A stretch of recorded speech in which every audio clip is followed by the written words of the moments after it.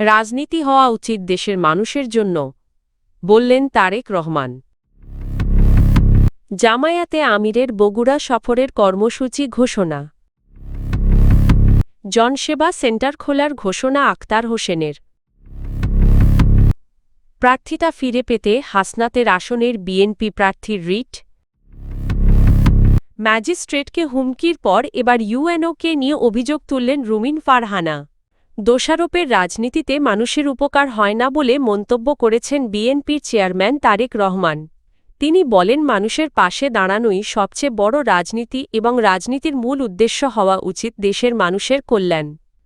সোমবার দুপুরে যশোরের বাজুয়াডাঙ্গা গ্রামে আলোচিত শিশু আফিয়ার পরিবারের কাছে একটি ঘর হস্তান্তর অনুষ্ঠানে ভার্চুয়ালি যুক্ত হয়ে তিনি এসব কথা বলেন।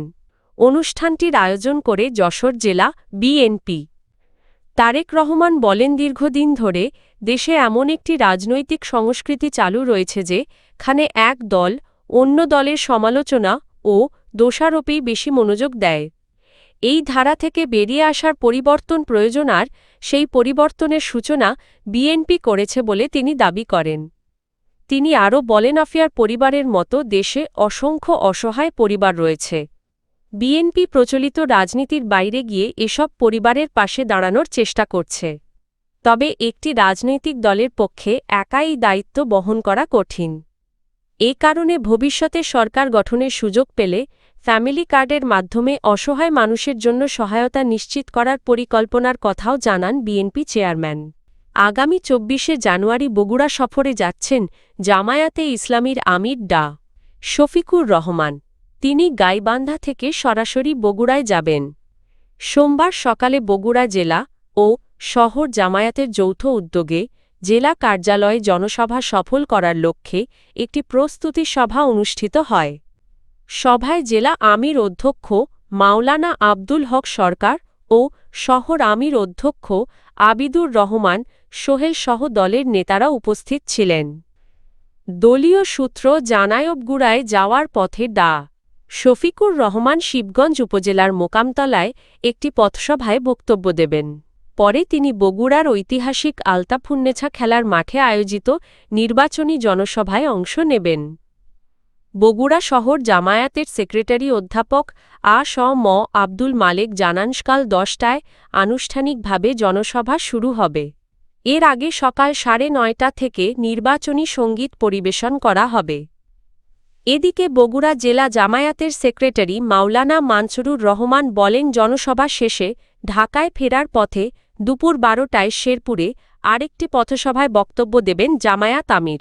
রংপুর ৪ পীরগাছা কাউনিয়া আসনের ১০ দলীয় নির্বাচনী ঐক্যের প্রার্থী ও জাতীয় নাগরিক পার্টির এনসিপি সদস্য সচিব আক্তার হোসেন সাধারণ মানুষের জন্য ঢাকায় একটি জনসেবা সেন্টার খোলার ঘোষণা দিয়েছেন। সোমবার বিকেলে পীরগাছা উপজেলার ছাওলা ইউনিয়নের তাজতালুক গ্রামে আয়োজিত এক নির্বাচনী উঠান বৈঠকে তিনি এ ঘোষণা দেন। আক্তার হোসেন বলেন, গ্রামের দরিদ্র মানুষ চিকিৎসা, আইনি ও প্রশাসনিক প্রয়োজনে ঢাকায় গিয়ে দালাল চক্রের শিকার হন। এতে তারা সঠিক সেবা থেকে বঞ্চিত হন এবং আর্থিক ক্ষতির মুখে পড়েন। তিনি জানান, নির্বাচনে শাপলা কলি প্রতীকে বিজয়ী হলে ঢাকায় একটি জনসেবা সেন্টার স্থাপন করা হবে।